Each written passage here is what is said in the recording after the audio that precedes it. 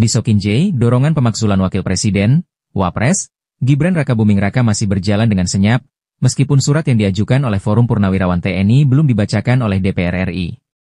Pengamat politik Abdul Hamid mengatakan, usulan pemakzulan Gibran sebagai Wakil Presiden meskipun secara isu timbul tenggelam, tapi dalam konteks yang lebih besar sebetulnya masih sejalan dan menjadi bagian tak terpisahkan dari isu dugaan ijazah palsu ayahnya Joko Widodo, Jokowi. Direktur Visi Indonesia Strategis ini menjelaskan, ada beberapa pihak yang diuntungkan dengan kedua isu tersebut, dan terus mengelolanya untuk melemahkan Gibran dan keluarga Solo. Di antaranya pihak di internal koalisi pemerintahan yang tidak suka terhadap Gibran dan keluarga Solo. Mereka membawa cukup banyak menteri di kabinet hingga berbagai posisi penting di BUMN, kan banyak bawa gerbong geng Solo di koalisi pemerintahan. Pasti ada yang tidak suka.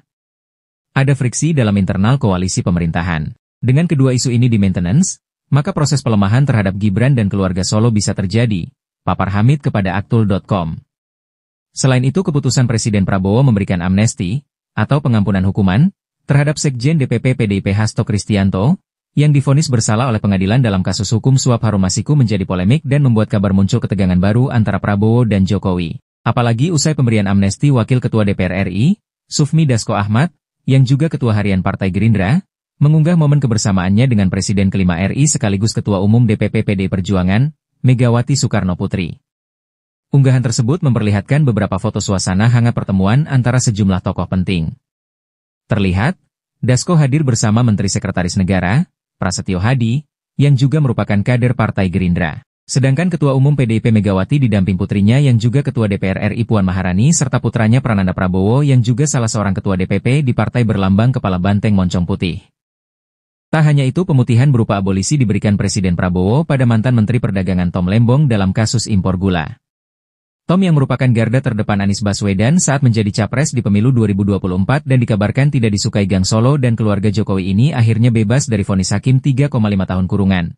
Menjadi genderang untuk terus mendorong pemakzulan Gibran dalam senyap politik. Di sisi lain, Ketua Kelompok DPD di MPR RI Dedi Iskandar Batubara menyampaikan usulan pemakzulan terhadap Wapres Gibran secara konstitusi dimungkinkan. Meskipun aturan tersebut di UUD 1945 tertulis cukup ketat dan penerapannya tidak mudah. Namun menurutnya pemakzulan bisa saja terjadi bila dinamika politik menghendaki hal itu. Kita pernah alami pemakzulan terhadap Presiden, seperti dialami Bung Karno, Pak Harto dan Gus Dur. Semuanya lebih pada proses politik, dinamika politik menghendaki saat itu menghendaki pemakzulan. Pemakzulan saat itu bukan karena mereka melanggar konstitusi, papar Dedi. Menurut senator dari Sumatera Utara ini, proses politik bisa saja menimbulkan keputusan berbeda dari apa yang tertulis di konstitusi secara normatif. Walaupun, katanya, antara dinamika politik dan aturan di konstitusi bisa saja dihubungkan. Apalagi, usulan pemakzulan ini datang dari Forum Purnawirawan TNI yang mengharapkan adanya perbaikan dalam proses ketatanegaraan. Jadi usulan pemakzulan terhadap Gibran, sepanjang norma di konstitusi bisa dipenuhi, dan pada waktunya secara politik dilanjutkan pembahasannya, mungkin saja. Apakah kemudian terjadi pemakzulan atau tidak itu persoalan lain. Jadi usulan pemakzulan ini normal dan memang mesti didiskusikan lebih lanjut, paparnya. Terkait sikap DPD, Dedi menyampaikan, hingga saat ini belum ada pembahasan apapun yang mengarah pada pengambilan keputusan. Karena, usulan tersebut masih di DPR. Namun, katanya, bila usulan ini sudah di MPR, DPD pasti akan membahasnya.